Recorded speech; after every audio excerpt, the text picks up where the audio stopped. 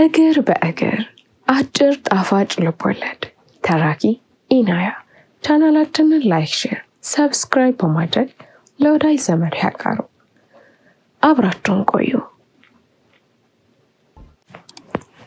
አንድ ቀን ሰይጣን በመንደሩ ወደሚፈሩትና ወደሚከበሩት 10 አለቃ ደባልቄ ግዛው ቤት ሄደና ቀዳሚም ተከታይም ሳያደርግ ደባልቄ ብሎ በስማቸው ጠራቸው።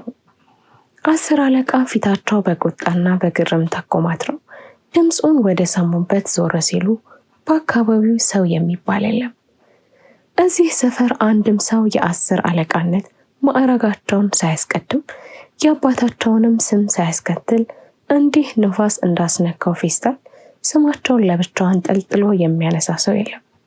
እንኳን ሰው የዚህ ሰፈር ሰይጣን ቢሆን ራሱ እንደዚህ 10 አለቃን አቃሎና አበሻቅጦ ይጠራቸዋል ተብሎ አይታሰብም። እንዴት ሆኖ ምን ሲደረግ? እንዲህ 10 አለቃ የተጣሉ ባልና ሚስት አሳርቀው ገና መመለሳቸው ነበር። ልክ በራቸው ላይ ሲደርሱ ነው ሰይጣን ይጠራቸው። ምን ይጠራቸዋል? እያዋረዳቸው እንጂ።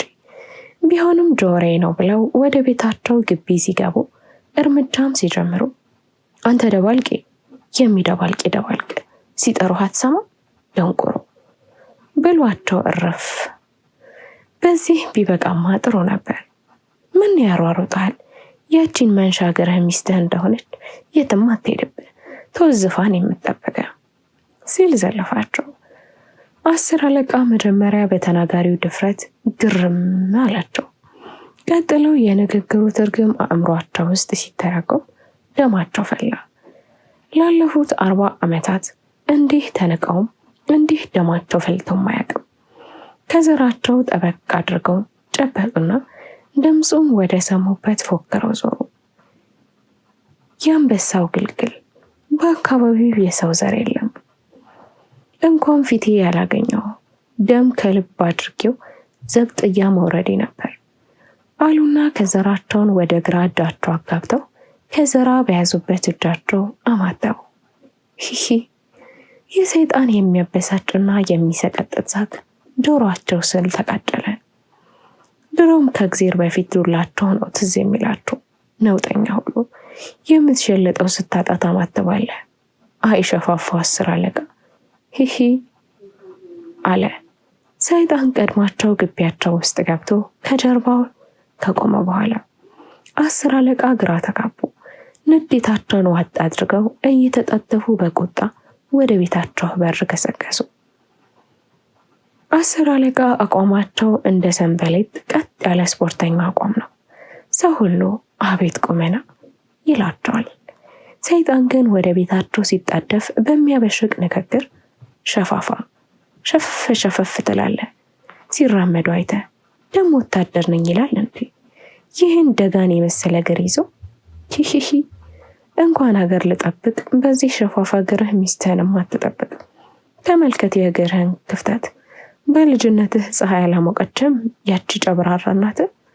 ኪኪኪ 10 አለቃ ከሳቸው አልፎ እናታቸውን ማዋረዱ ቢያንገባግባቸውም የተናጋሪውን ማንነት ስለገባቸው እንደገና አማተቡና የማርያምን ብቅል ፈጭቻለሁ ቱ አንተ ፖለቲከኛ ሰይጣን በላው አንዴ ወደ መሬት አንዴ ወደ ሰማይ ትፍ ትፍ ቀጠል አድርገው አንተ ክፉ አውቄሃለሁ፣ እንዲህ አቅልሎ የሚጠራኝ እንዳንተ ያለው ቀላል እንጂ ሌላ እንደማይሆን መቻጣሁት ካሉ በኋላ ቆይ ላገኘ በሚመስል ዛቻ ከዘራቸውን ነቀነቅ አረጎትና ነጠቅ ብለው በመራመድ ወደ ቤታቸው ገቡ። ሰይጣንም አጀንዳውን ከፍቶ 10 አለቃ ደባልቄ በሚለው ፊት ለፊት በቀይ እስክርቢቶ ራይት አደረገ። መንገዱንም ቀጠለ። እየሳቀና እያፏጨ ሄደ። ይህ ሸፋፋ ለዛሬ በቃዋል፣ ሲበሳጭ ይደር፣ ነገ ደግሞ በተመቸኝ ሰዓት ብቅ ብዬ ነጅሽ ይሄዳሉ አለና እየሳቀ መንገዱን ቀጠለ። ከ10 አለቃ ቤት ግራና ቀኝ ባሉት ጫት ቤቶች ተኮልኮለው ጫት የሚቅሙት ወጣቶች በኩራት እየተመለከተ ርስት እየተስፋፋ ነው ብሎ እየከራ ቁልቁል ወደ ወንዙ በእርግጥም ሰይጣን እንዳሰበው 10 አለቃ ሌሊቱን በእንቅልፍ በአይናቸው ሳይዞር ነው ያደረው። እንደዛ ያበሻቅጣቸው ሰይጣን ነው ለማለት ጥርጣሬ ገባቸው። እኔ የትኛው ቅድስና ኖሮ ሊፈትነኝ ይመጣል አሉ ለራሳቸው። እንደውም አንዱ ጎረቤታቸው ተደብቆ እንደሰደዳቸው ጠረጠሩ። ማን ሊሆን ይችላል? ሌሊቱን ሙሉ ተብሰለሰሉ። ይህች ጎረቤቴ የት ነበርሽ ትሆን እንዴ? የለም ድምፅ የወንድ ነው፣ ግንበኛ አሰፋ መሆን አለበት አሉ። ለካስ ለስራ ክፍለ ሀገር ከሄደው 2 ወሩ እና ማን አባቱ። ወደ ንጋቱ ላይ አንድ ሀሳብ ብልጭ አለላቸው። እረጋ ድንበር እየገፋ የበጠበጣቸው ጎረቤታቸው አረጋ። እረሱስ ሚስታቸውንም በምኞት አይኑ የሚቃኝ ጥጋበኛ ነው። ድምፁም መጣላቸው። ራሱ ነው። አገኘሁት ብለው ዘለው ካልጋቸው ተነሱ። ሚስታቸው እማማ የውብዳር በ10 አለቃ አነሳስ ደንግጠው ምን ሆኑ ሲሉ ጠየቁ። ዝም በይ ሸፋፋ ሲሉ ሚስታቸው ሰድቧቸው ከሰይጣን በተዋሳት ያደረች ስድብ። 10 አለቃ ከዛ በፊት ሚስታቸውን ሰድበውም አያውቁም ነበር። ልብሳቸውን ለባብሰው እየተጣደፉ ሲወጡ ሚስታቸው አልጋቸው ላይ ሆነው አሰቡ። ይህን ሁሉ ዘመን አይቶት የማያውቀው የእግሬን መንሻፈፍ ዛሬ እንዲታየው ምናልባት ወጣት ሴት አይቶ ይሆን? ማን ያውቃል? ባላቸው ካገቧቸው ጀምሮ ዛሬ ገና ተጠራጠሩ። ልጃቸው ስንቄ እንደሁለ ጊዜው ከመኝታዋ ተነስታ እያንጎራጎረች ነበር።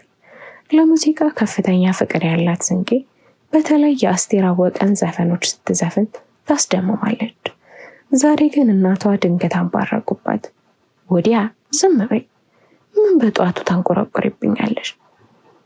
ስንቄ በእናቷ ንግግር ክፉኛ ተበሳጨች። እስከ ዛሬ ሲያደንቋት ነበር። የኔ ልጅ ድምጿ ሲያምር፣ ድምጿ ብቻ የፍዘር የሚያገር እያሉ ዛሬ ታዲያ ምን ነካቸው? ሲታምሰለስል ድንገት ጓደኛዋ ሊበን ደወለ። ዛሬ ሰርፕራይዝ ሊያደርጋት ጓደኞቹን አዘጋጅቶ እየጠበቃት ነው። እንድታገባው ሊጠይቃት ወስኗል። ጓደኞቹ ጋር ቤቱ ቅልብጭ ያለ ፕሮግራም አዘጋጅቶ ድንገት ሊነግራል የቃል ኪዳን ቀለበትን አዘጋጅቶ በጉጉት እየጠበቃት ነው። ሄሎ አለች እንደከፋት። ሄሎ ምን ነው ድምፅሽ አላት። እንባ ተናንቋ ስለተናገረች ድምጿ በእርግጥም ድክም ብሎ ነበር። ድምፄ ምን ሆነ ስትል ጠየቀችው። ተንቋራራል በል አላት ፈገግ ብሎ። ስልኩን ጆሮ ላይ ጠረቀመችበት። ዘፋኝነትም ከዚህ በኋላ ዋጋ እንደሌለው ገባት። አርፋ የጸሐፊነት ስራዋን ለመስራት ወሰነች። አንቋራሪ ድምፅ፣ ያም በእናቷና በምትወደው ፍቅረኛው የተመሰከረበት። እስከ ዛሬ ፎፊስ ስታንቋርር ሁሉም ሲታዘባትና በሹክሹክታ ሲቀልድባት እንደኖረች ተሰማትና አፈረች። ከውጭ ድምፅ ተሰማ። 10 አለቃ ጎረቤታቸውን በዱላ አናቱን ብለው በሩ ላይ ደፍተውት ነበር። ሰይጣን አጀንዳውን ይዞ 10 አለቃ ግቢ ሲደርስ ነበር ነገር ተደበላልቆ ጠበቀው። ጉዳዩን በጥንቃቄ አጣራና አጀንዳው ላይ እንዲህ ሲል ከተበ። የ10 አለቃው ጉዳይ ከቅድ በላይ ተፈጽሟል። 3 ፖሊሶች ኮሌታቸውን ጨምድደው ወደ ያዟቸው 10 አለቃ ጆሮ ጠጋለና አንተ ሸፋፋ ስማ፣ አሁን በግድያ ሙከራ ዘብጥያ ትወርዳለህ። የተደበደበው ጎረቤትህ ተሽሎት ወደ ቤቱ ይመለሳል። ያች አንቋራሪ ልጅህም የትም ስታንቋርር ስለምትውል ቤትህ ሰው የለም። ሚስትህና ጎረቤትህ ብቻቸውን እዚህ ሰፊ ግቢ ራስ አልጋ ላይ ሂሂሂ። አይ ሸፋፋ፣ ይልቅ ሚስትህ አይንህን እያየህ ከምትወሰድ አንዱን ፖሊስ በካራቴ ድፋውና አምልጥ። ወታደር አይደለህ? 10 አለቃ አይደለህ? ኮማንዶ ነኝ እያልክ በየጠላ ቤቱ ስታወራል ነበር ወይስ እንዲሁ ዝም ብለህ ስትዋሸት ነው? 10 አለቃ ቀስ ብለው ከጎናቸው የቆመውን ፖሊስ ተመለከቱት። ክስት ያለ ነው። በዛ ላይ የያዘው መሳሪያ የከበደው ይመስላል።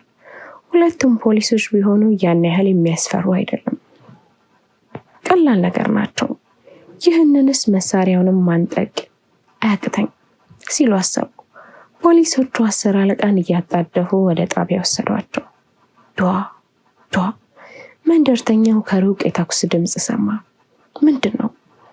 እስረኛው ሊያመልጥ ሞክሮ ፖሊሶች እግሩን ሰንክለው አቆሙት። ሰይጣን በሳቅ ፍርስ አለ። እናም አጀንዳው ላይ እንዲህ ሲል ጻፈ። የእግሩ ጉዳይ አልቋል። አሁን ነፍሱን ማንሻፈፍ ይቀረኛል። ከዛም ሰይጣን ቀይ እስክርቢቶ አወጣና እየተፍነከነከ እንዲህ ሲል ጻፈ።